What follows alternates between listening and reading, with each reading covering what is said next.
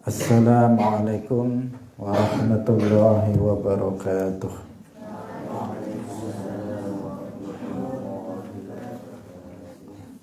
Alhamdulillahi rabbil alamin. Lahu ni'matu wa lahul fadlu wa lahus sana'ul hasan. Wassalawatullahil barrir rahim wal malaikatil muqarrabin ala sayyidina wa maulana Muhammadin wa ala alihi wa ashabihi tayyibin at-tahirin. Allahumma la sahla illa ma ja'altahu sahla wa anta taj'alul hazna idza syi'ta sahla. Allahumma arzuqna al-ikhlasa fi an-niyyati wal qawli wal 'amal wa ba'du.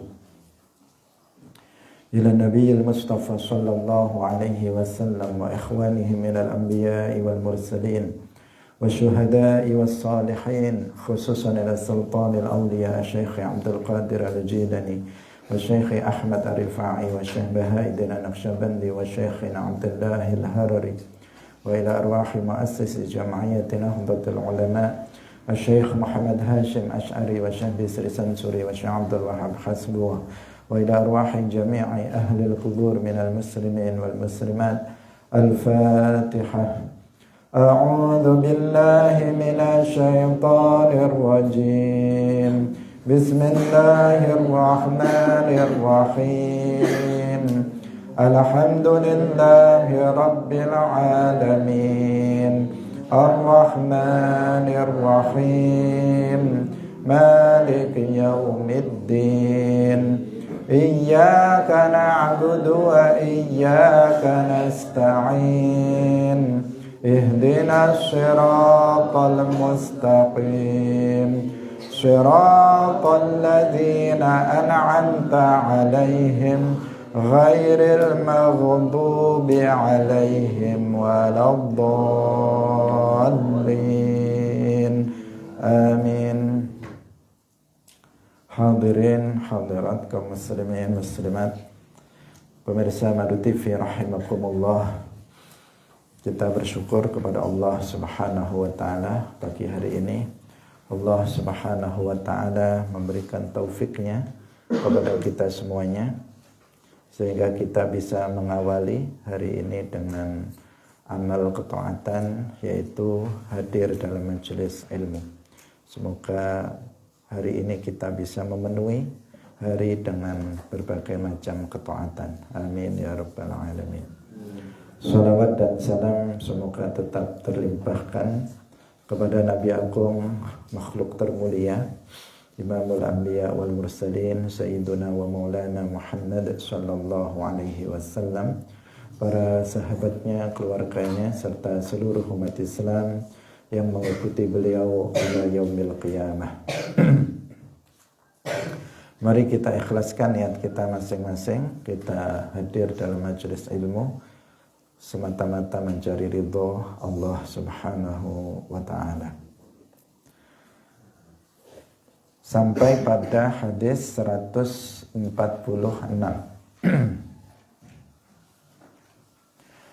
Qala al-musannif rahimahullahu ta'ala an ibni Umar radhiyallahu anhuma anin nabiyyi sallallahu alaihi wasallam, Nabi, law ya'lamun nasu ma fil wahdati ma a'lamu ma sara raqibun bilailin wahdahu. Law ya'lamu lamun ngaweruhi sapa annasu manungsa ma ing perkara fil wahdati ing dalem dhewean, ma ing perkara a'lamu kang ngaweruhi sapa ingsun, masara mongko ora melaku bengi sapa raqibun wong kang nunggang tunggangan bilailin ing dalem wektu bengi wahdahu halih suwijine. Diriwayatkan dari Abdullah bin Umar dari Nabi sallallahu alaihi wasallam, beliau bersabda, apabila manusia mengetahui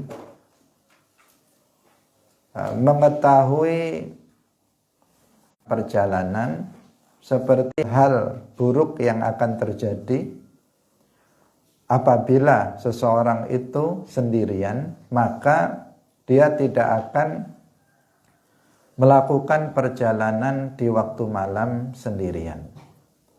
Hadirin yang dirahmati oleh Allah Subhanahu wa taala, hadis ini menunjukkan kepada kita pertama tentang makruhnya melakukan safar atau perjalanan di waktu malam dengan sendirian. Jadi kalau bepergian itu hendaknya tidak di waktu malam pertama. Kemudian yang kedua itu tidak sendirian, baik itu di waktu malam atau di waktu siang. Kalau kita melakukan perjalanan jauh, maka hendaknya kita tidak melakukan bepergian sendiri, tetapi misalnya 3 orang, 4 orang, misalnya melakukan perjalanan ke Jakarta atau ke Sumatera atau ke Sulawesi, itu dianjurkan dalam tuntunan syariat Islam itu tidak berangkat sendiri. Kenapa? Karena di situ pertama kalau di waktu malam itu kerawanan keamanan itu lebih besar. Artinya gangguan keamanan itu berpotensi lebih besar dibandingkan dengan gangguan keamanan di waktu siang. Nah, itu jelas bagi kita semuanya. Biasanya setan-setan itu keluar juga di waktu malam, misalnya hantu atau apa. Itu keluarnya setan juga di waktu malam. Jarang yang di waktu siang dia muncul. Kemudian yang kedua, orang-orang jahat itu biasanya juga dia beraksi di waktu malam, di tengah malam. Kemudian pokoknya sudah lewat malam, para perampok, pencuri, itu biasanya mereka juga beraksi di waktu-waktu itu.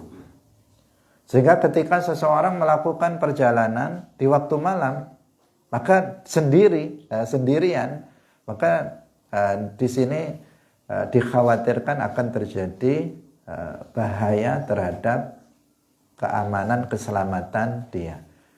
Dia bisa kena rampok, dia bisa kena begal, dia bisa dibunuh, dia bisa ada hantu di pinggir jalan dan sebagainya yang kemudian mengancam keamanan orang tersebut. Karena itulah maka Nabi mengatakan kalau orang-orang tahu bahaya yang mengancam seperti yang aku tahu bahaya yang mengancam orang yang melakukan perjalanan di waktu malam sendirian, maka dia tidak akan melakukan perjalanan di waktu malam sendirian. Nah, demikian juga di sini dikatakan raqibun, apalagi berjalan. Di sini dikatakan dia melakukan perjalanan dengan berkendaraan, itu saja tidak baik kalau dilakukan di waktu malam, apalagi apabila dia melakukan perjalanan itu dengan berjalan kaki. Maka itu juga tidak sebaiknya dilakukan di waktu malam di sini sendirian. Nah, di waktu siang pun itu hendaknya kalau kita melakukan perjalanan jauh itu kita mengajak teman. Nah, kita bersama teman yang lain. Misalnya kalian nanti pulang kampung, maka janjian dengan teman yang lain, 2, 3 orang, 4 orang, secara bersama-sama. Itu akan lebih aman. Dan nggak tahu nanti jika terjadi sesuatu di tengah jalan, maka kan kita dia nggak bisa ada yang menolong. Misalnya ada orang jahat, dia nggak bisa menolong. Kalau misalnya nanti dia mati atau dia pingsan di tengah jalan, nggak bawa KTP lagi misalnya, nanti nggak tahu siapa yang mau diberitahu.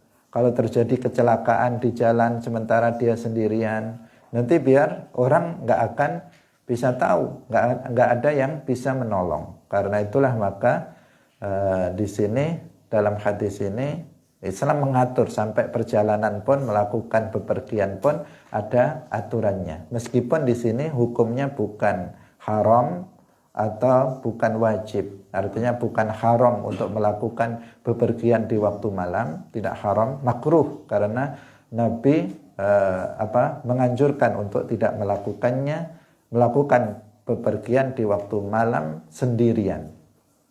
Hukumnya hukum makruh, tidak sampai haram. Dan melakukan perjalanan siang juga hukumnya tidak wajib. Membawa teman itu juga hukumnya tidak wajib. Tetapi ini adalah akhlak dalam perjalanan, adab di dalam melakukan. Lanjutkan pada hadis berikutnya. An Abdullah bin Umar. Nah, di sini yang benar. An Abdullah bin Amr bin al-As. Dirubah Umarnya. An Abdullah bin Amr bin al-As. Jadi Amr bukan Umar. An Abdullah bin Amr daka qala na'am. Qala fa fihima fajahid. Yaqulu dawuh sapa Abdullah bin Amr bin al-As, jaa wastaqa sapa rajulun wong lanang ila nabiyyi maring Kanjeng Nabi sallallahu alaihi wasallam jihadi ing dalem jihad. Faqala nuli dawuh sapa Kanjeng Nabi, ahayun anata iku urip sapa walidaka wong tua loro sira. Qala jawab sapa rajul, na'am, inggih. Qala dawuh sapa Kanjeng Nabi, fa fihima mongko ing birrul walidain. Diriwayatkan dari Abdullah bin Amr bin al-As, beliau mengatakan, ada seorang laki-laki datang kepada Nabi sallallahu alaihi wasallam. Kemudian dia meminta izin kepada Nabi untuk ikut berperang fi sabilillah, jihad fi sabilillah. Kemudian Nabi bertanya kepada laki-laki tersebut, apakah kedua orang tua kamu masih hidup? Kemudian dia sallallahu alaihi wasallam bersabda, fa fihima fajahid.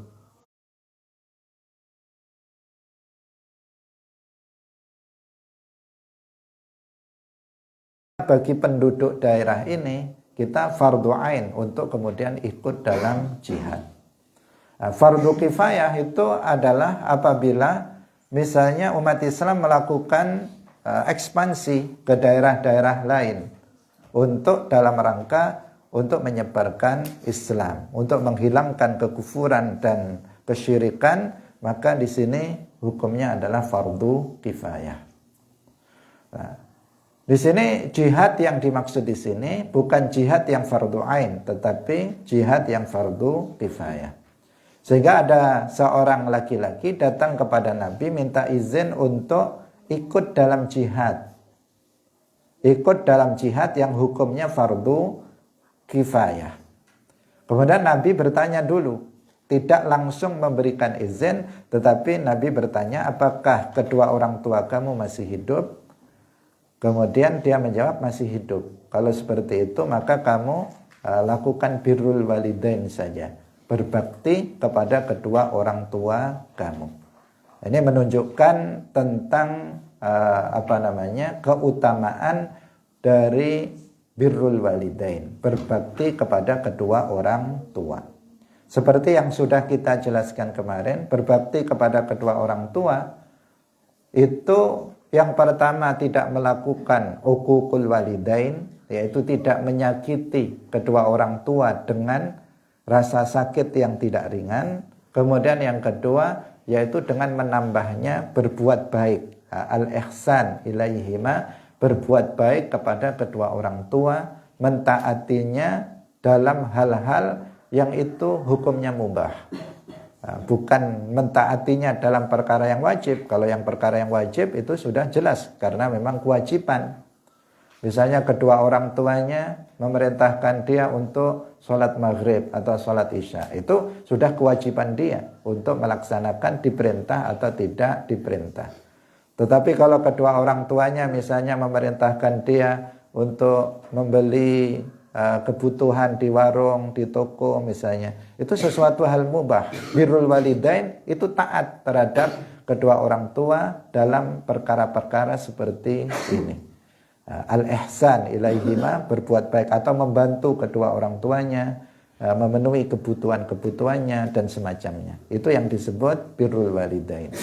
Nah, di sini dia karena dia masih memiliki kedua orang tua, maka Nabi memerintahkan kepada dia agar dia nggak ikut jihad, nggak masalah. Kamu birrul walidain dulu kepada kedua orang tua kamu. Hadirin yang dirahmati oleh Allah Subhanahu wa taala, dan sudah kita sampaikan dalam hadis sebelumnya bahwa fi birril walidaini barokatun, dalam berbakti kepada kedua orang tua itu terdapat keberkahan fid dunya wal akhirah, keberkahan di dunia dan keberkahan di akhirat.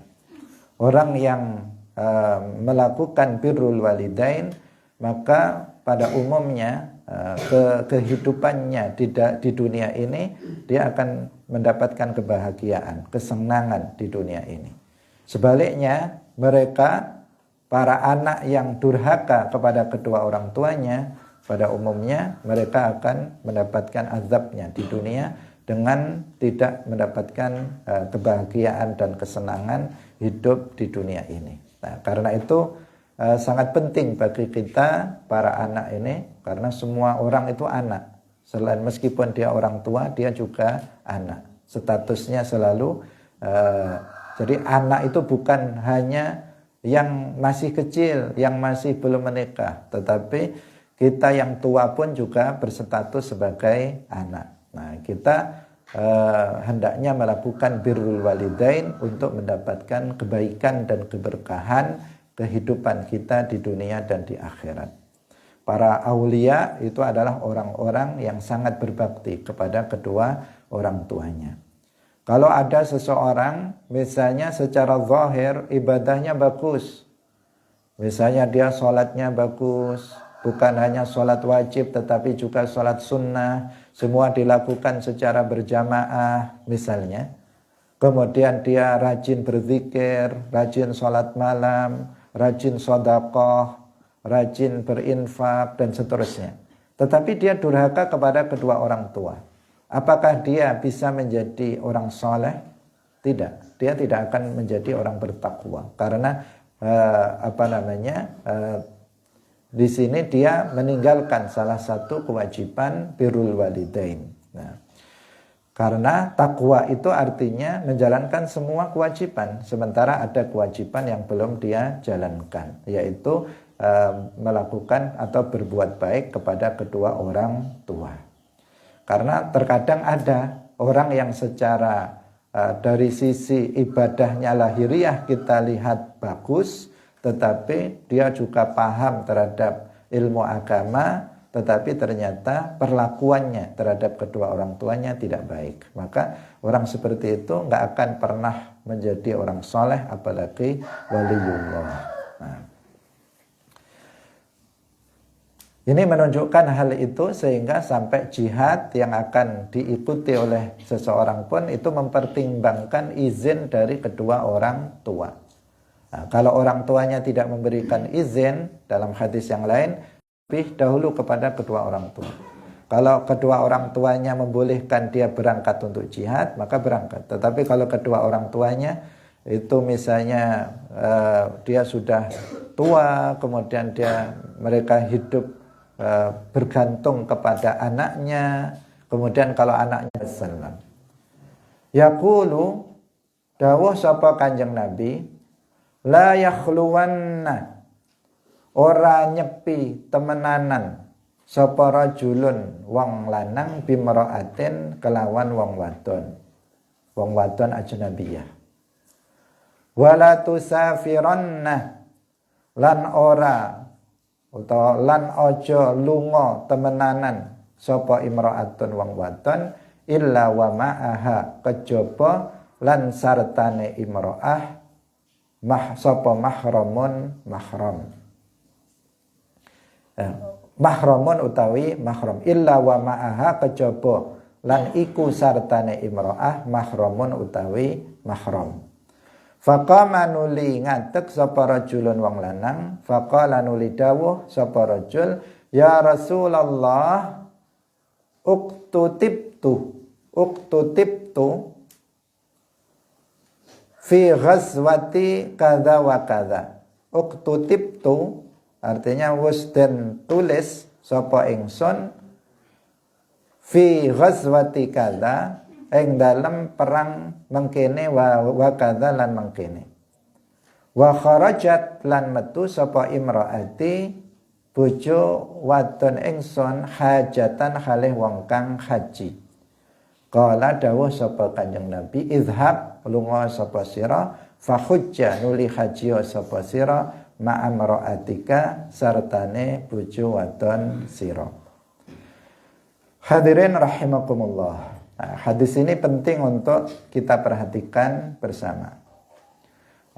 Terkait dengan fitnah zaman sekarang dan juga zaman dahulu, kaitannya dengan masalah yaitu masalah khalwah. Masalah khalwah. Rasulullah Shallallahu Alaihi Wasallam bersabda, tidak boleh seorang laki-laki itu khalwah dengan seorang perempuan ajnabiyah. Khalwah itu artinya berduaan dengan seorang perempuan ajnabiyah. Bimra'atin di sini maksudnya bukan secara umum. Bimra'atin ay bimra'atin ajnabiyatin. Karena kalau dengan mahram boleh. Kalau seorang laki-laki berduaan dengan ibunya boleh. Seorang laki-laki berduaan dengan kakaknya, dengan adik perempuannya boleh. Kalau seorang laki-laki berduaan dengan istrinya juga boleh. Nah, yang tidak boleh itu berduaan dengan perempuan ajnabiyah, bukan mahram dan juga bukan istrinya. Nah, berduaan dengan pengertian nggak ada di tempat yang sunyi. Nah, berada di tempat yang sunyi yang tidak ada orang ketiga yang melihatnya. Orang ketiga itu pun disyaratkan harus orang yang yustaha minhu, orang yang disegani. Nah, orang disegani itu orang yang kalau keduanya melakukan perbuatan-perbuatan yang enggak baik, maka dia enggak berani. Itu namanya disegani. Sehingga di dalam riwayat yang lain itu disebutkan la yakhluwanna rajulun bimra'atin illa kana syaitanu Thalithahuma. Jadi dikatakan tidak boleh seorang laki-laki berkhalwah, menyepi, berduaan dengan seorang perempuan ajnabiyah kecuali yang ketiga itu setan. Artinya kecuali setan itu menjadi yang ketiganya. Artinya setan dia akan mengganggu. Dia akan mengganggu keduanya untuk melakukan perbuatan maksiat. Dan ini hampir dipastikan terjadi. Hampir dipastikan akan sukses setan untuk mengganggu orang yang berduaan. Nah, namanya juga berduaan, nggak ada orang lihat. Misalnya di dalam sebuah kamar, misalnya, ini yang jelas nggak ada orang, cuman berdua laki-laki dengan perempuan ajnabiyah. Setan mengganggu, nggak ada manusia yang melihatnya. Maka kemungkinan terjadi hal-hal yang diharamkan itu sudah 99,9%. Ya. Tinggal 1% yang enggak, kemungkinan itu tidak terjadi. Apakah zina hakiki, zina kemaluan atau zina yang lainnya itu akan terjadi. Apakah zina tangan akan terjadi, zina mata, zina kaki, semuanya akan terjadi. Bahkan bisa terjadi zina kemaluan jika seseorang melakukan khalwah seperti itu. Atau seseorang khalwah di tempat yang lainnya, di tempat yang sunyi, di taman yang nggak ada orang selain mereka berdua. Maka di sini dikhawatirkan, sangat dikhawatirkan akan terjadi hal yang diharamkan. Nah, maka khalwahnya itu sendiri Karena khalwah itu bisa menghantarkan seseorang kepada kemaksiatan, maka khalwahnya itu sendiri itu hukumnya haram. Nah, hukumnya diharamkan. Ini harus diwaspadai, harus diwaspadai.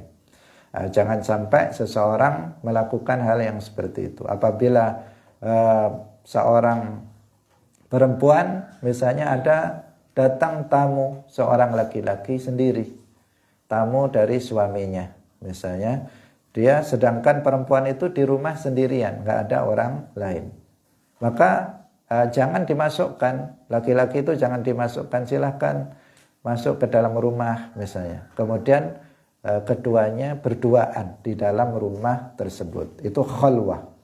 Memang asalnya nggak ada berpikiran apa-apa, tetapi jika keduanya berduaan, maka bisa muncul pemikiran-pemikiran buruk karena godaan dari syaitan. Karena itu ya seorang istri, dia mengatakan, mohon maaf suami saya nggak ada, nah, besok saja datang lagi ke sini atau nanti sore. Nah, jangan kemudian dipersilahkan saking ramahnya sang istri terhadap tamu, saking baiknya, kemudian dipersilahkan masuk ke dalam rumah yang kemudian terjadi khalwah di antara keduanya. Itu contoh. Atau seseorang pada masa sekarang banyak orang yang sengaja melakukan khalwah. Nah, sengaja melakukan khalwah. Misalnya pemuda-pemudi yang sedang berpacaran, dia sengaja mencari tempat yang sunyi untuk bisa ngobrol dan sebagainya. Asalnya tujuannya ngobrol, tetapi kemudian akan pegang-pegangan tangan dan sebagainya, yang terjadi berbagai macam bentuk kemaksiatan. Nah, sehingga dalam Islam khalwah itu hukumnya adalah haram. Nah, jangan sekali-kali itu dilakukan. Wala tusafiranna, artinya dalam tujuan apapun, dalam tujuan apapun, termasuk dalam mengajar misalnya, kalau laki-laki perempuan, maka satu, gurunya satu, perempuannya satu, muridnya satu perempuan, maka juga tidak diperbolehkan. Hendaknya dia melakukannya di tempat yang ramai. Kalau di kelas misalnya cuma berdua, maka keluar di tempat yang bisa dilihat oleh banyak orang.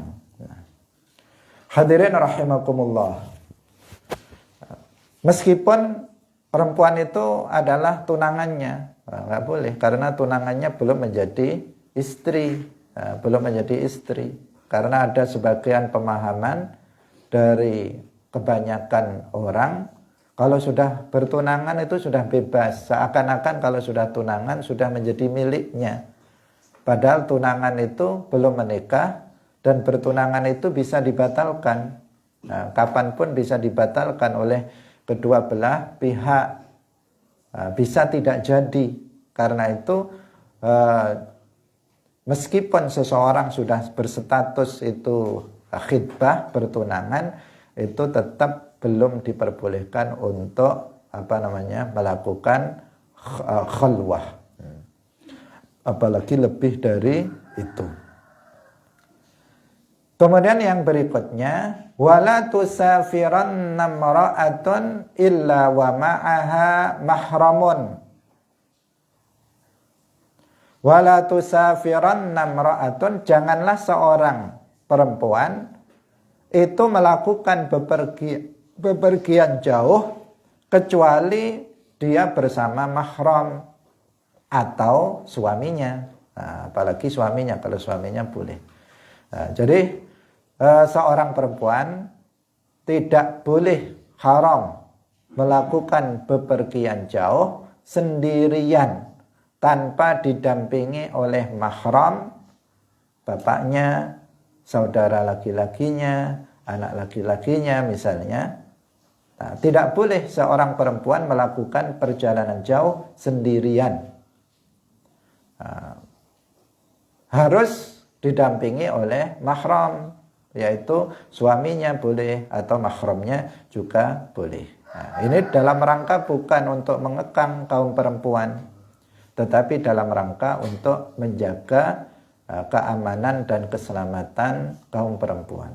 Karena kaum perempuan ini sering menjadi objek pelecehan dari sebagian kaum laki-laki.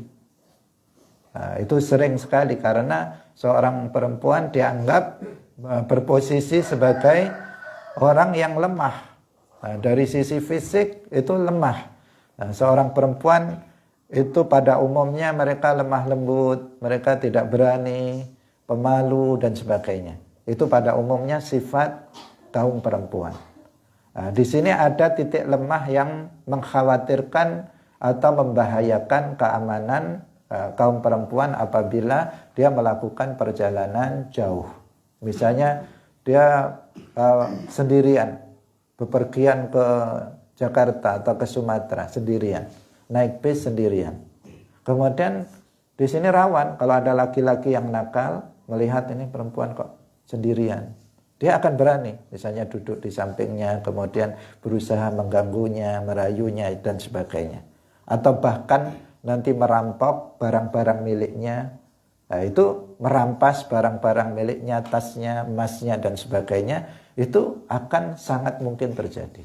Tapi kalau si perempuan itu dikawal oleh laki-laki yang merupakan mahramnya, oleh bapaknya sama saudara laki-lakinya, maka orang mau berbuat jahat, dia akan berpikir, oh ada suaminya, oh ada bapaknya, oh ada saudaranya. Dia nggak akan berani untuk mengganggu perempuan tersebut. Jadi ini bukan dalam rangka membatasi kaum perempuan dengan pengertian membatasi haknya, tetapi atau dalam rangka untuk perempuan biar nggak bisa bergerak dan sebagainya. Tetapi ini adalah dalam rangka untuk kebaikan, kemaslahatan dari seorang perempuan.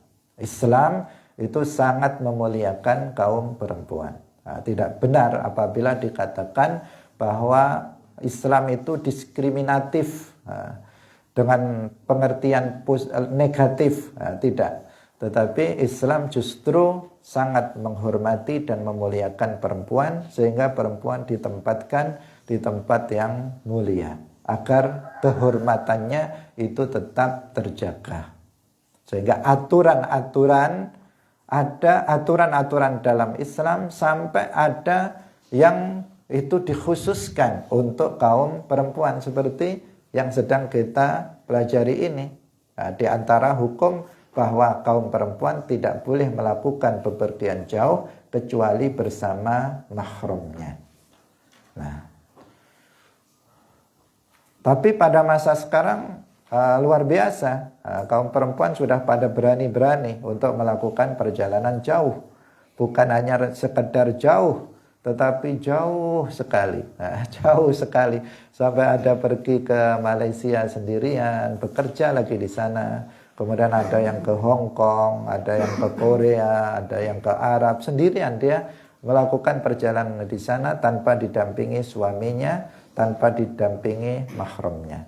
Tetapi apa yang terjadi? Akibat yang terjadi, kebanyakan bermasalah. Kebanyakan keamanannya bermasalah. Baik keamanan yang betul-betul keamanan nyawa, keselamatan fisik maupun keselamatan agamanya, itu yang pasti. Banyak yang kemudian perempuan bekerja di sana sendirian tanpa mahram. Ya udah, pulang-pulang minta cerai suaminya, atau di sana menikah lagi, pulang bawa anak tanpa menikah dan sebagainya.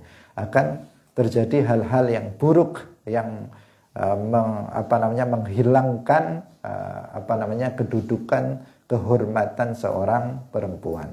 Islam sangat indah. Aturan-aturan yang ada di dalam Islam semuanya adalah untuk kebaikan dan kemaslahatan umat manusia. Apabila kita mentaati semua aturan-aturan dalam Islam, yang haram kita tinggalkan, yang wajib kita laksanakan, yang sunnah kita usahakan untuk dilakukan, adab-adab Islam itu dijaga, maka kita akan memperoleh kebaikan di dunia dan juga di akhirat. Faqama rajulun, kemudian ada seorang laki-laki berdiri, wahai Rasulullah, uktutibtu fi ghazwatin kadza wa kadza. Artinya aku sudah dicatat untuk mengikuti perang ini dan ini.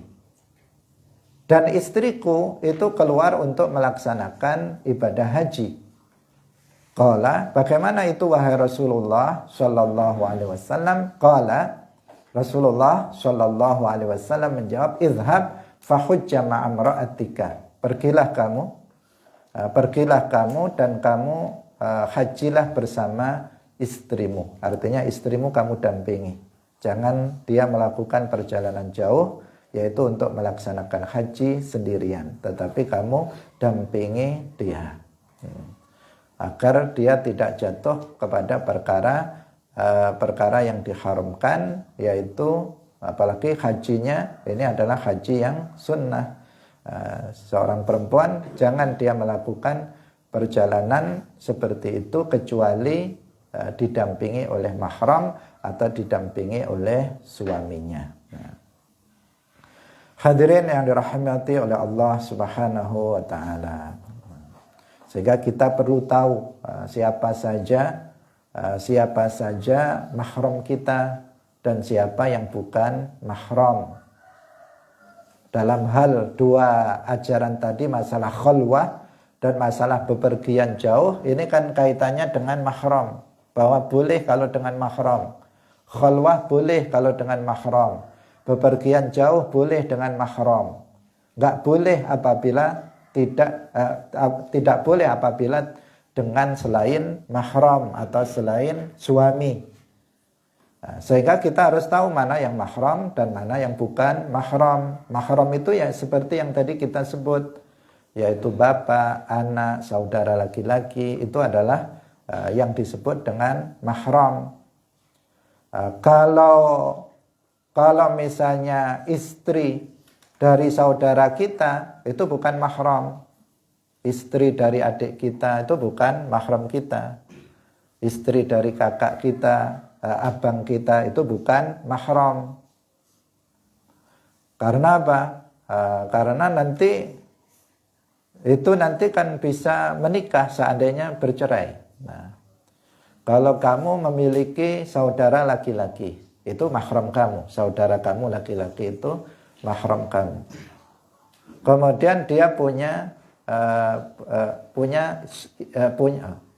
saudara perempuan, ya berarti saudara perempuan. Kamu punya saudara perempuan. Itu jelas sesama perempuan. Kemudian saudara kamu perempuan itu punya suami laki-laki, suaminya laki-laki. Maka suami dari kakak kamu itu bukan mahram kamu, karena jika kakak kamu mati, itu nanti suami kakak kamu bisa menikahi kamu. Nah, itu maka dia bukan mahram, harus diwaspadai. Ini hanya mengingatkan saja, karena sering seseorang itu menganggap bahwa suami kakaknya itu mahram dia, sehingga dia bepergian diantar sama kakak iparnya. Nah, bepergian diantar kakak iparnya. Kemudian dia kemana berduaan dengan kakak iparnya. Itu bahaya. Yang seperti itu bahaya karena dia bukan mahram, haram, dan itu bisa menimbulkan berbagai macam efek juga, karena memang itu sebenarnya adalah orang lain, bukan mahram. Itu. Kemudian demikian juga kebalikannya. Saudara perempuan dari istri kita itu juga bukan mahram bagi kita. Kita punya istri, ini yang laki-laki, tadi kita yang perempuan, kita laki-laki. Kita punya istri, kemudian istri kita punya saudara perempuan. Saudara perempuan dari istri kita itu bukan mahram kita. Nggak boleh kita berduaan dengan adiknya istri kita, atau bepergian jauh dengan adiknya istri kita yang perempuan itu. Tidak boleh, karena tadi sama kedudukannya seperti itu bukan mahram bagi kita. Nah, ini yang sering seseorang nggak paham, makanya kita sampaikan agar hati-hati, karena banyak kasus yang terjadi. Kemudian seorang laki-laki berselingkuh dengan adik iparnya, adik dari istrinya, atau kebalikannya, yang perempuan kemudian berselingkuh dengan suami kakaknya atau suami adiknya. Itu sering terjadi. Kenapa? Mereka awalnya menganggap itu saudara, dianggap itu mahram, padahal itu bukan mahram. Yang kemudian terjadilah hal-hal yang tidak baik. Ya. Nah, karena Islam itu untuk menjaga itu, ya, menjaga itu jangan sampai perbuatan-perbuatan yang haram, yang maksiat itu terjadi. Maka ada batasan-batasan mahram, ajnabiyah, suami dan seterusnya. Suaminya bibi itu juga bukan mahram. Suaminya bibi kita itu juga bukan mahram bagi kita. Itu yang juga bibi dari ayah atau bibi dari ibu, suaminya itu juga bukan mahram bagi kita, sehingga kita nggak boleh khalwah atau bepergian bersamanya tanpa ada orang lain. Ini tambahan penjelasan agar kita waspada terhadap fakta yang sering terjadi di lapangan karena ketidaktahuan seseorang mana mahram dan mana yang bukan mahram. Kita lanjutkan satu hadis lagi. An Abi Burdata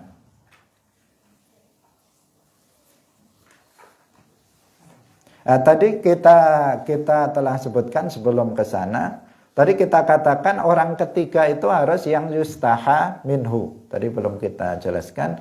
Jadi tidak cukup hanya sekedar ada orang ketiga, tetapi orang ketiga itu harus orang yang tadi disegani.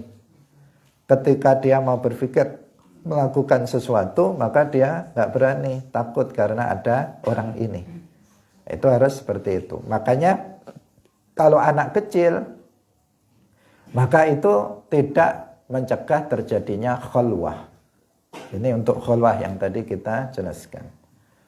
Jadi misalnya dia berduaan laki-laki perempuan, kemudian yang perempuan bawa anaknya yang masih bayi misalnya, atau masih umur 1-2 tahun, maka ini tetap disebut khalwah. Meskipun orangnya bertiga, manusianya bertiga, tetapi yang ketiga ini apa?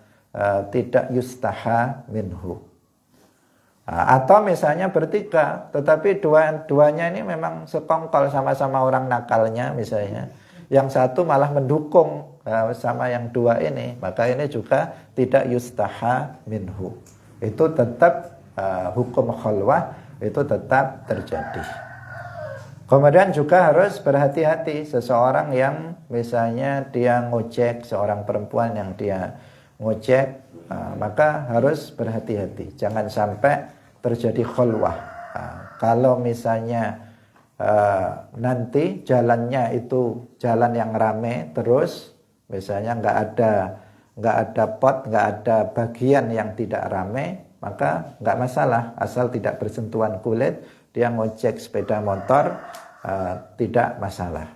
Tetapi kalau misalnya nanti akan rumah dia di pelosok, nanti akan lewat hutan misalnya, akan lewat hutan yang nggak ada orang di situ. Maka di sini nanti akan terjadi khalwah di saat melewati jalan yang sepi, itu akan terjadi khalwah. Maka harus dihindari. Dan itu juga akan bisa mengancam keselamatan orang tersebut. Bukan hanya khalwah yang muharramah, tetapi juga terancam. Jangan-jangan tukang ojeknya nanti perampok, atau dia akan diturunkan di tengah jalan, kemudian diperkosa dan sebagainya. Kan bisa terjadi karena tempatnya yang sunyi. Nah, itu dihindari. Kalau misalnya mobil, maka kalau di tempat yang ramai dibuka kacanya. Nah, dibuka kacanya biar orang melihat. Nah, bukan kemudian malah dikunci semuanya sehingga dia berduaan di dalam mobil dengan Pak supir. Nah, maka itu nanti akan terjadi khalwah. Kenapa? Tempatnya ramai, tetapi nggak ada orang yang melihat, kan? Nggak ada orang melihat keduanya di dalam mobil tersebut. Maka kaum perempuan harus betul-betul taat terhadap aturan agama untuk menjaga kehormatan dan keselamatannya. Kita lanjutkan pada hadis berikutnya. An Abi Burdata anin Nabiyyi sallallahu alaihi wasallam qala. Saking Kanjeng Nabi sallallahu alaihi wasallam Qala wis dawuh sapa Kanjeng Nabi, salasatun telu ana telu yuk tauna dan tekaaken sapa salasah ujurahum ing pira-pira ganjarane salasah. Marrota ini kelawan rong ambalan. Ar-rajulu suwiji wong lanang takunu ana lahu ketuwe rajul ala iku lahu ketuwe rajul ala amatu utawi amat budak wadon. Fayu'allimuha nuli ngulang sapa rajul ing amat. Fayuhsinu nuli gawe bagus sapa rajul ta'limaha ing ngulang amat. Wa yu'adzibuha lan didik adab sapa rajul ing amat. Fayuhsinu nuli gawe bagus sapa rajul adabaha ing adabe amat. Tsumma yu'atiquha nuli merdekaaken sapa rajul ing amat. Fayatazawwajuha nuli nikahi sapa rajul ing amat.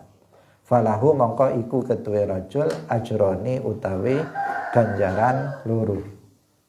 Wa mukminun sing nomor loro, wa mukminun lan wong mukmin min ahli min ahlil kitab saking ahlil kitab al yahud wan nasara alladzi kang ana sapa mukmin iku kana ana sapa mukmin iku mukminan wong mukmin.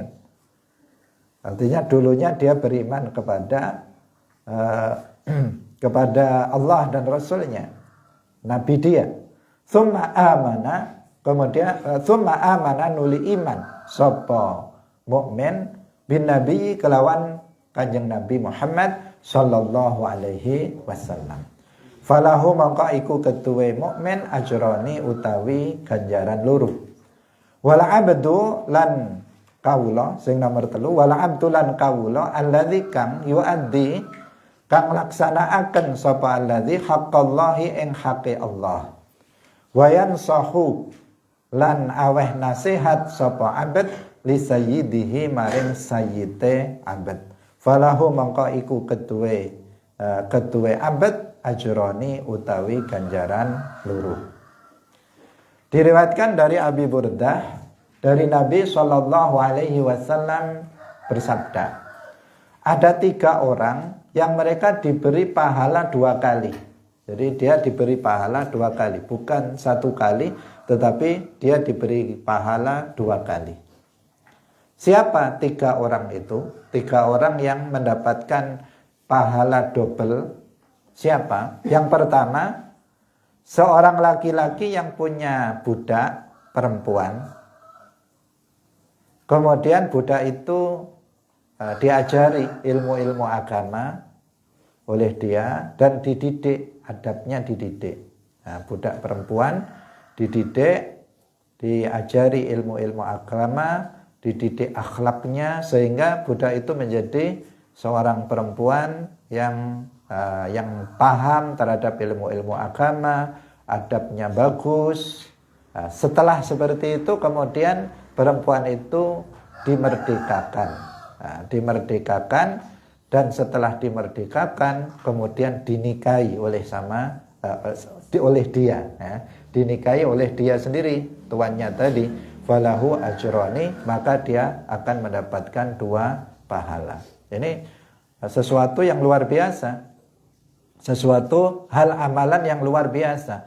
Seorang amat itu kan halal untuk digauli tanpa pernikahan. Nah, meskipun nggak dinikahi, misalnya dia tetap dijadikan budak, kemudian dia digauli, tidak ada masalah. Nah, artinya halal, bukan sesuatu yang haram. Dan dia gunakan kesempatan dia sebagai sayyid, perempuan itu sebagai amat, sebagai budak, dia manfaatkan dengan baik, yaitu dengan mengajari dia ilmu agama. Tentu kan nggak nolak dia untuk diajari ilmu agama.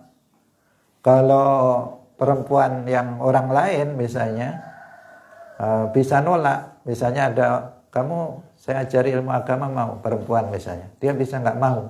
Karena apa? Dia bebas, menolak bebas. Nggak ada ikatan dengan kita. Tetapi kalau amat, ya dia kita ajari ilmu agama ya dia akan taat. Kita didik dengan akhlak yang baik, dia akan taat. Setelah baik, kemudian dimerdekakan. Ketika sudah dimerdekakan, memang sudah paham agama, adabnya baik, dinikahi sekalian. Maka kan dia menjadi terhormat, asalnya amat, kemudian dia menjadi seorang perempuan merdeka, bahkan menjadi istri dari mantan tuannya. Dia menjadi mulia dengan ilmu agama, dengan adabnya yang baik, kemudian dia juga menjadi seorang istri yang terhormat. Maka di sini dia orang laki-laki semacam ini mendapatkan 2 pahala. Pahala yang pertama yaitu pahala dia memerdekakan budak itu. Yang kedua yaitu pahala menikahi perempuan tersebut. Jadi dapat 2 pahala. Tetapi kalau ini kan untuk kita nggak bisa kita praktekkan karena kita nggak punya budak perempuan atau sekarang tidak ada perbudakan. Yang kedua, mukmin min ahlil kitab. Jadi ada seorang mukmin dari ahlil kitab. Ahlil kitab itu adalah orang Yahudi dan orang Nasrani. Dulu dia mukmin betulan. Dia memang beriman kepada, kalau orang Yahudi dia beriman kepada Nabi Musa. Dia bertauhid mengikuti ajaran Nabi Musa, beriman kepada Allah dan beriman kepada nabinya yaitu Nabi Musa. Orang Nasrani juga begitu, dia beriman, yang ahlul kitab ini, dia dulunya dia beriman kepada Allah dan beriman kepada nabinya, Nabi Isa alaihissalam. Kemudian setelah datang Nabi Muhammad, dia beriman kepada Nabi Muhammad. Maka orang ini dapat 2 pahala. Pertama, pahalanya imannya terhadap nabinya dulu. Yang kedua, pahala berupa imannya dia kepada Nabi Muhammad. Karena banyak ahlul kitab itu yang melenceng dari ajaran Nabi Musa dan Nabi Isa. Tetapi ini ada orang istimewa, dulunya dia memang beriman kepada nabinya, Nabi Musa, beriman kepada Nabi Isa. Setelah datang Nabi Muhammad, kemudian dia beriman kepada Nabi Muhammad. Maka falahu ajroni, dia mendapatkan 2 pahala. Pertama, pahala imannya dia kepada nabinya. Kemudian yang kedua, pahala imannya dia kepada Nabi Muhammad sallallahu alaihi wasallam. Yang ketiga, wal abdul ladzi yu'addi haqqallah wa yansahu li sayyidihi falahu ajrani. Yang ketiga adalah seorang hamba sahaya yang dia melaksanakan hak-hak Allah. Hak-hak Allah artinya dia melaksanakan kewajibannya kepada Allah. Yu'addil wajibat wa yajtanib al-muharramat. Dia seorang hamba sahaya tetapi dia melaksanakan kewajiban dan meninggalkan hal-hal yang diharamkan. Kemudian wayan sahuli sayyidihi falahu ajran. Kemudian dia memberikan nasihat kepada tuannya, sayyidnya, maka dia mendapatkan 2 pahala. Pahala yang pertama karena dia sudah melaksanakan kewajibannya kepada Allah. Pahala yang kedua karena dia sudah berani untuk memberikan nasihat kepada sayyidnya. Karena nggak mudah seorang hamba sahaya memberikan nasihat terhadap sayyidnya yang berbuat salah. Dan dia berani melakukan thariq. Wassalamualaikum warahmatullahi wabarakatuh. La ilaha illallah. Allahumma